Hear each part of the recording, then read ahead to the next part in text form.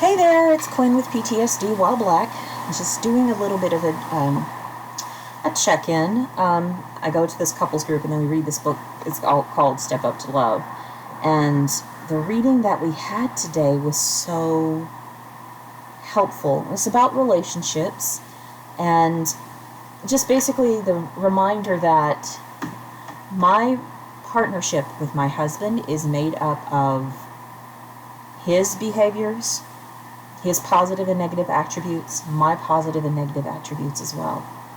And it gets to be its own entity. It's its own entire entity. And I need to treat our partnership, the relationship itself, as if it's its own entity, as if it's a baby. Actually, it's a 12-year-old. We have a preteen. So just thinking about that and recognizing, because I have PTSD, our partnership has PTSD. Because my partner is white and he has internalized white supremacy, our partnership itself has internalized white supremacy, and also from me, internalized racist oppression. And so it's really important to allow it to be its own entity and with its own reality and its own needs. And my geeky brain was like, oh my God, I need to do a dihybrid cross to see what are the traits of my coupleship. Wow, interesting, geek brain just kicked in. What are the dominant and what are the recessive traits of our coupleship? And I love the reading today. I'm going to read it exactly as it said it because it just made me I want it to scream. Okay. In many ways, it is like a child that the two of you create. We can talk of healthy relationships in almost the same terms as we can healthy children. When our child is healthy, we often take it for granted that this is the way it's supposed to be. When our child is not healthy, we don't kill him, but rather we nurture him, take him to the doctor, stay home from work caring for him, and doing whatever we can to see he is restored to health again. We have much love, DNA, money, and time invested in that child, and the same thing is true for our committed relationship. Ooh, man, I have yeeted that baby so many times, it's ridiculous. Because I let trauma inform my decisions. I let the fear from my PTSD inform my decisions. And I'm learning as I'm healing around my PTSD, and that's going to be, I recognize it's going to be a forever journey as I'm healing, but that it's a reminder that I'm letting this trauma determine the worth of the coupleship, the worth of our relationship. And I'm having to go, ooh, I've been a bad mommy. I have been a bad mommy towards my relationship. And I think about friendships as well. I will give people multiple chances. And then when they hurt me too far, then it's like, yeet, it's gone. I'm like, okay, that's enough. And so I had made the analogy during the meeting that if I'm staying in a toxic relationship with another person and we're both being toxic towards each other, we are raising the next school shooter. And in that case, it is a good time to put that child into protective services because it's a danger to itself and to others.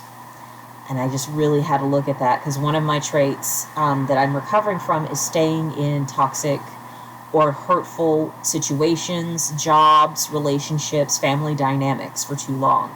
And that's a big part of my trauma background. And so I'm really glad that I get to let go of all of these things that I have been holding on to.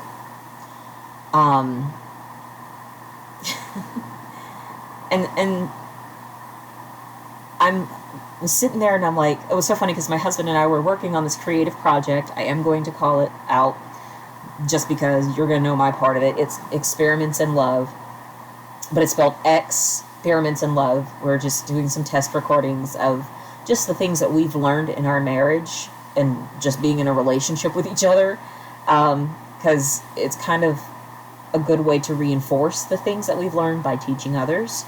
We're definitely not experts, and we're definitely far from perfect, and I think that's why it's crucial that we do share our stories. But what I'm really getting to see in all of this is that there's so much appreciation that I have for my partner.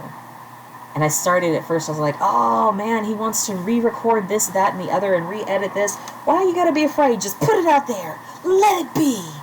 And then I'm laughing because I'm judging him. And then when we're listening to the recordings, I'm like, oh, there's an there's a yeah, there's a long pause. And I'm like, Quinn, you're the same person. You two are the same person. I'm like deleting all the yes, the ums, because Toastmasters would, the all counter would kick our butts. But anyway, we're going to do this imperfectly. But I just really appreciate him. And what I appreciate about this coupleship that I get to be a part of as someone with PTSD is there is amazing gentleness and care here. No, we're far from wealthy. Far from the most educated people. Oh my God. I'm just a high school graduate with a certification as a hypnotherapist. Because I think I've talked about my trauma of trying to go to college. I don't know if it's on here. It's on here somewhere. But it's though we are not what American society and capitalism would say is the nuclear family and ideal, we're us.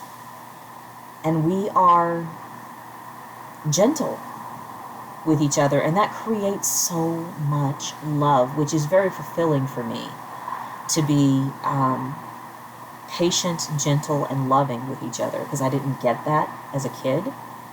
And I'm learning to be loved. And in the recording we did today, I said, you know, I would describe myself as being like a feral cat, where I was not loved on, and I didn't know how to be loved on, and so I didn't recognize it when someone was loving on me, because the trauma was informing everything.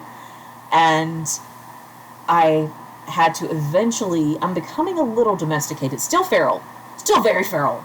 I might pee in a corner, I don't know. But I'm getting to embrace the gentleness that my partner brings, and that it's safe here, even if there will be mistakes, even if there's confusion or things are not moving at the pace that I want to move at. It's safe here. It's okay for me to be me here, as fractured as I've been and as well as I can be. That we talk things out. We look at what are the boundaries and what are the needs. And I really appreciate that. I think it's very beautiful. I'm glad I dragged him to the couples counseling, because he proposed to me and I was like, I can't marry you. I've got too much trauma. I'm going to go to therapy for myself. And to deal with my traumas, especially around the rape, I went to therapy for myself. And then I had found out about the couples groups that are offered, that have classes and things that you can learn stuff. And I was like, we're going to this class. we're going to take these mental health classes, because there's got to be some sort of balance. And we took several different classes, some that were, you know, individual mental health classes, and then some that were couples informed and couples based. And the couples based recovery class was so good. It's a process. It's a continuous process. And I'm glad he said yes.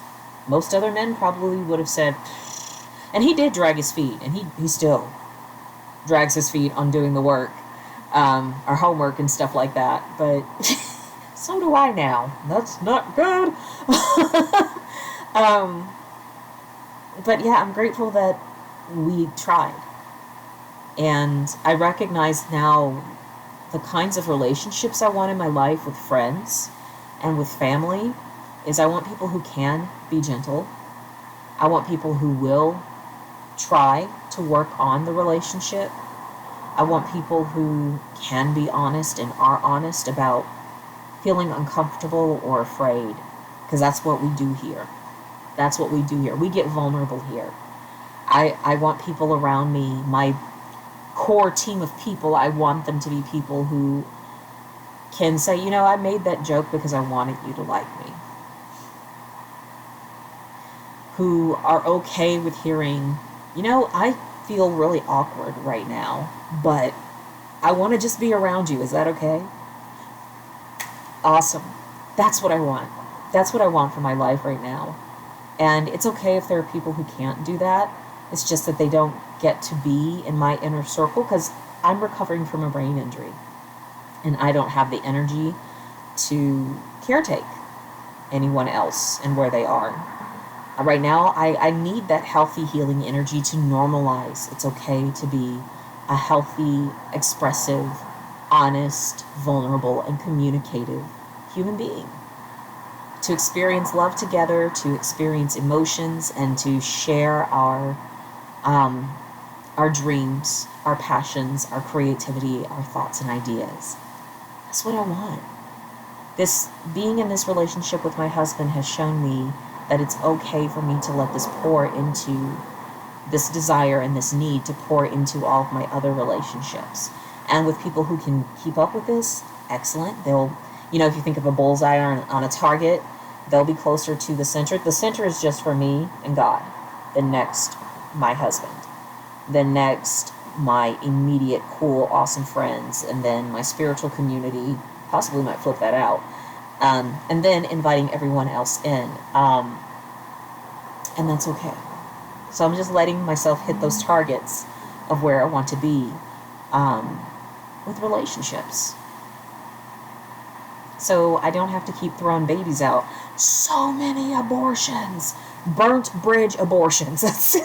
I think if I write a book about how I have gone through life with relationships with people because of my trauma, it would be called burnt bridge abortions, because I burn the bridge so that neither of us can cross back, and I yeet that baby of a friendship. That's messed up. That is messed up. So I know it's so funny because we do this a lot as human beings, and for those who are pro-life, do we pay attention to the life that is created between how we interact with each other?